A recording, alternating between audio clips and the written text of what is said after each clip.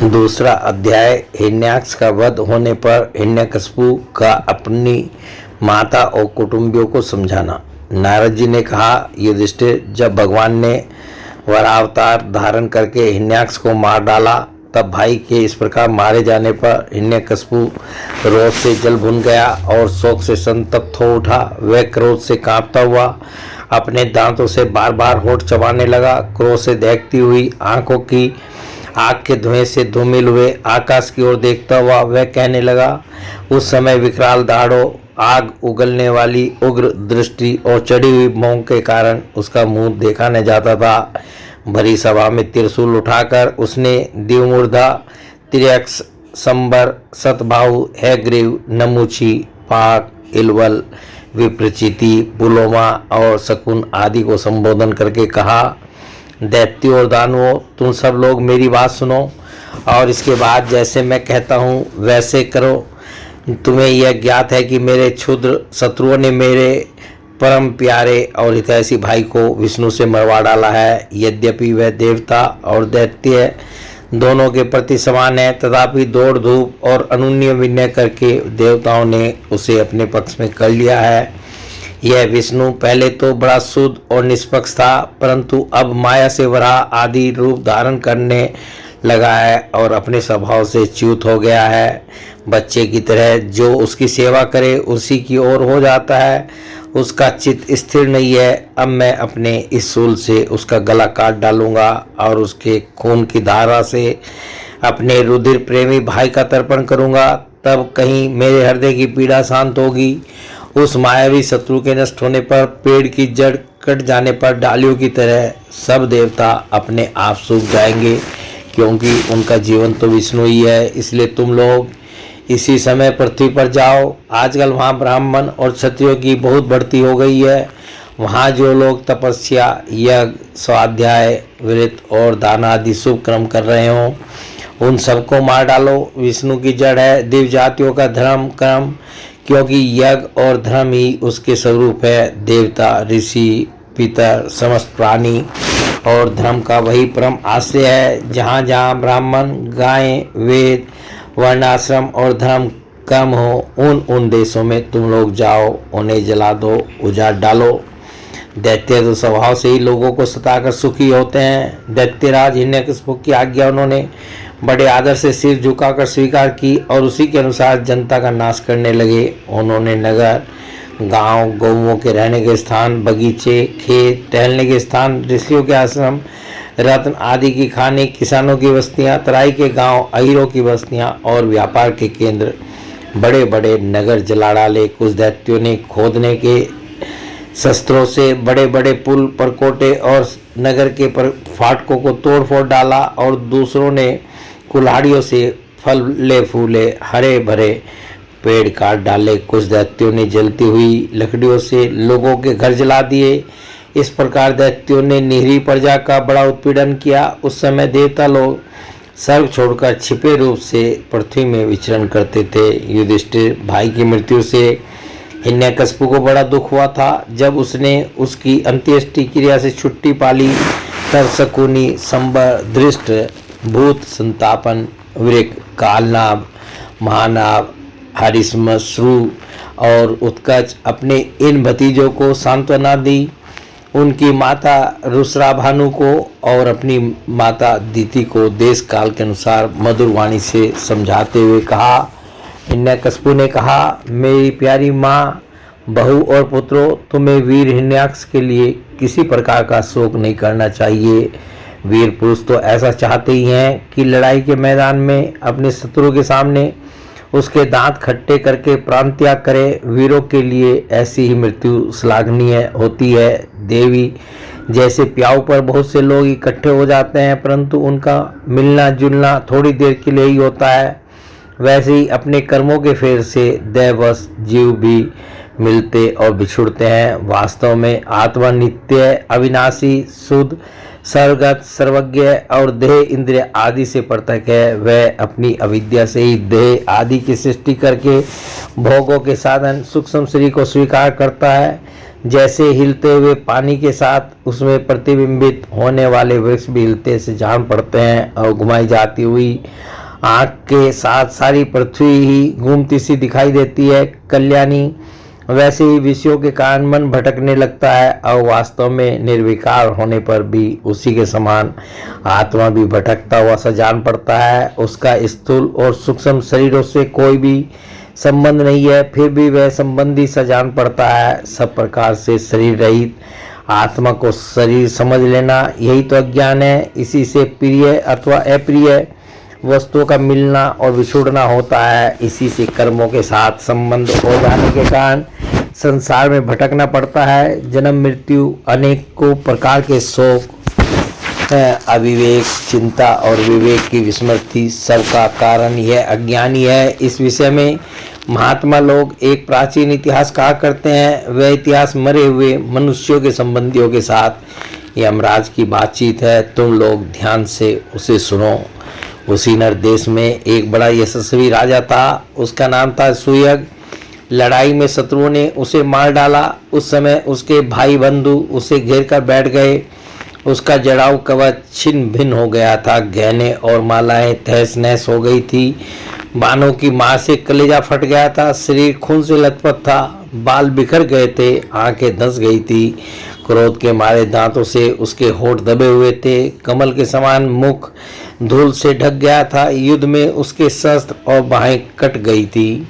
रानियों को दैववश अपने पति देव उसी नरेश की यह दशा देखकर बड़ा दुख हुआ। वे हा नाथ हा, हम अभागिने तो बेमौत मारी गई, यूं कहकर बार बार जोर से छाती पीटती हुई अपने स्वामी के चरणों के पास गिर पड़ी।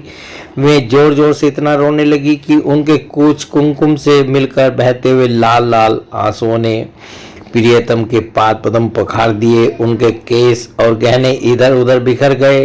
वे करुण क्रंदन के साथ विलाप कर रही थी, जिसे सुनकर मनुष्यों के हृदय में शोक का संचार हो जाता था। हाय विधाता, बड़ा क्रूर है। स्वामी, उसी ने आज आपको हमारी आंखों से ओझल कर दिया। पहले तो आप समस्त देशवासियों के जीवन दाता थे। आज उसी ने आपको ऐसा बना दिया कि आप हमारा शोक बढ़ा रहे हैं। पतिदेव, आप हमसे बड़ा प्रेम करते थे। हमारी थोड़ी सी सेवा को भी बड़ी सेवा करके मानते थे। हाय, अब आपके बिना हम कैसे रह सकेंगी। हम आपके चरणों की चेरी हैं। वीरवर, आप जहाँ जा रहे हैं वहीं चलने की हमें भी आज्ञा दीजिए। वे अपने पति की लाश पकड़कर इसी प्रकार विलाप करती रही। उस मुर्दे को वहाँ से दाह के लिए जाने देने की उनकी इच्छा नहीं होती थी। इतने में ही सूर्यास्त हो गया। उस समय उसी नर राजा के संबंधियों ने जो विलाप किया था उसे सुनकर वहाँ स्वयं यमराज बालक के वेश में आए और उन्होंने उन लोगों से कहा। यमराज बोले, बड़े आश्चर्य की बात है, ये लोग तो मुझसे सियाने हैं, बराबर लोगों का मरना जीना देखते हैं, फिर भी इतने मूढ़ हो रहे हैं। अरे, यह मनुष्य जहाँ से आया था वहीं चला गया। इन लोगों की को भी एक न एक दिन वहीं जाना है।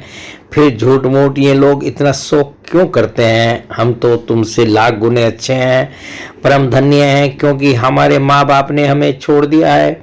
हमारे शरीर में पर्याप्त बल भी नहीं है, फिर भी हमें कोई चिंता नहीं है। भेड़िए आदि हिंसक जंतु हमारा बाल भी बांका का नहीं कर पाते। जिसने गर्भ में रक्षा की थी वही इस जीवन में भी हमारी रक्षा करता रहता है। जिसने गर्भ में रक्षा की थी वही इस जीवन में भी हमारी रक्षा करता रहता है। देवियों, जो अविनाशी ईश्वर अपनी मौत से इस जगत को बनाता है, रखता है और बिगाड़ देता है, उस प्रभु का यह एक खिलौना मात्र है। वह इस चराचर जगत को दंड या पुरस्कार देने में समर्थ है। भाग्य अनुकूल हो तो रास्ते में गिरी हुई वस्तु भी ज्यों की त्यों पड़ी रहती है, परंतु भाग्य के प्रतिकूल होने पर घर के भीतर तिजोरी में रखी हुई वस्तु भी खो जाती है। जीव बिना किसी सहारे के देव की दया दृष्टि से जंगल में भी बहुत दिनों तक जीवित रहता है, परंतु देह के विपरीत होने पर घर में सुरक्षित रहने पर भी मर जाता है। रानियों, सभी प्राणियों की मृत्यु अपने पूर्व जन्मों की क्रम वासना के अनुसार समय पर होती है और उसी के अनुसार उनका जन्म भी होता है, परंतु आत्मा शरीर से अत्यंत भिन्न है, इसलिए वह उसमें रहने पर भी उसके जन्म मृत्यु आदि धर्मों से अछूता ही रहता है। जैसे मनुष्य अपने मकान को अपने से अलग और मिट्टी का समझता है, वैसे ही यह शरीर भी अलग और मिट्टी का है। मोहवश वह इसे अपना समझ बैठता है। जैसे बुलबुले आदि पानी के विकार, घड़े आदि मिट्टी के विकार और गहने आदि स्वर्ण के विकार समय पर बनते हैं, रूपांतरित होते हैं तथा नष्ट हो जाते हैं, वैसे ही इन्हीं तीनों के विकार से बना हुआ यह शरीर भी समय पर बन बिगड़ जाता है। जैसे काठ में रहने वाली व्यापक अग्नि स्पष्ट ही उससे अलग है, जैसे देह में रहने पर भी वायु का उससे कोई संबंध नहीं है, जैसे आकाश सब जगह एक सा रहने पर भी किसी के दोष गुण से लिप्त नहीं होता, वैसे ही समस्त देहेंद्रियों में रहने वाला और उनका आश्रय आत्मा भी उनसे अलग और निर्लिप्त है। मूर्खों, जिसके लिए तुम सब शोक कर रहे हो, वह सुयग नाम का शरीर तो तुम्हारे सामने पड़ा है। तुम लोग इसी को देखते थे। इसमें जो सुनने वाला और बोलने वाला था वह तो कभी किसी को नहीं दिखाई पड़ता था, फिर आज भी नहीं दिखाई दे रहा है, तो शोक क्यों?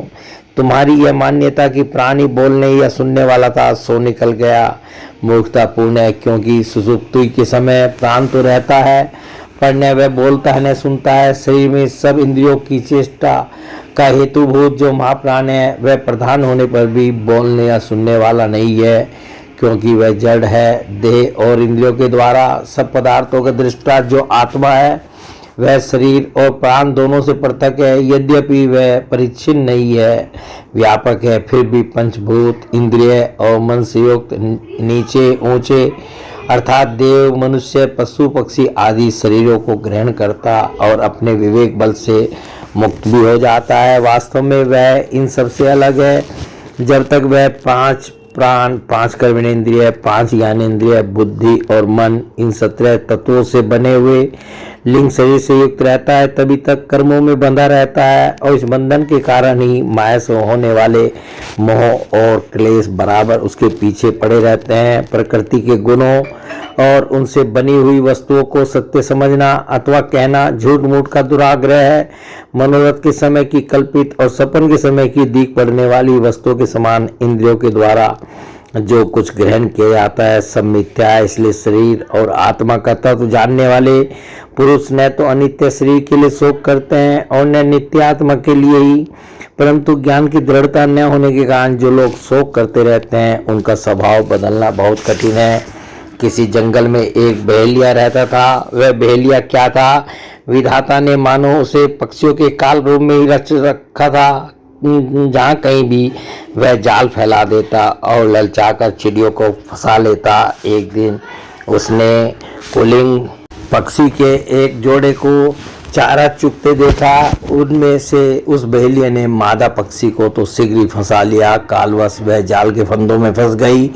नर पक्षी को अपनी मादा की विपत्ति को देखकर बड़ा दुख हुआ। वह बेचारा उसे छुड़ा तो सकता न था, इसने से उस बेचारी के लिए विलाप करने लगा। उसने कहा, यूं तो विधाता सब कुछ कर सकता है, परंतु है वह बड़ा निर्दयी। यह मेरी सहचरी एक तो स्त्री है, दूसरे मुझ अभागे के लिए शोक करती हुई बड़ी दीनता से छटपटा रही है। इसे लेकर वह करेगा क्या?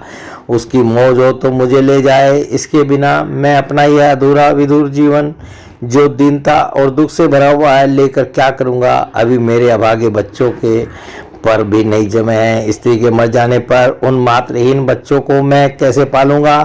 और घोंसले में मैं अपनी माँ की बाट देख रहे होंगे। इस तरह वह पक्षी बहुत सा विलाप करने लगा। अपनी सहचरी के वियोग से वह आतुर हो रहा था।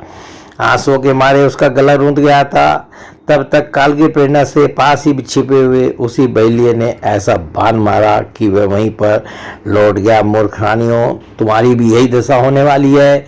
तुम्हें अपनी मृत्यु तो दिखती नहीं और इसके लिए रो पीट रही हो। यदि तुम लोग 100 वर्ष तक इसी तरह शोकवश छाती पीटते रहो तो भी अब तुम इसे नहीं पा सकोगी। हिरण्यकशिपु ने कहा। उस छोटे से बालक की ऐसी ज्ञानपूर्ण बातें सुनकर सबके सब दंग रह गए।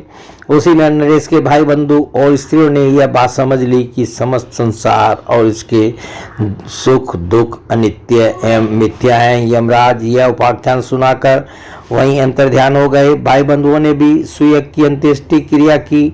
इसलिए तुम लोग भी अपने लिए या किसी दूसरे के लिए शोक मत करो। इस संसार में कौन आत्मा है और कौन अपने से भिन्न, क्या अपना है और क्या पराया। प्राणियों को अज्ञान के कारण ही यह अपने प्राय भेद का दुराग्रह हो रहा है। इस भेद बुद्धि का और कोई कारण नहीं है। नारद जी ने कहा, युधिष्ठिर, अपनी पुत्रवधू के साथ दीति ने हिरण्यकशिपु की यह बात सुनकर उसी क्षण पुत्र शोक का त्याग कर दिया और अपना चित्त परम तत्स्वरूप परमात्मा में लगा दिया। बोले भगवान श्री कृष्ण की जय।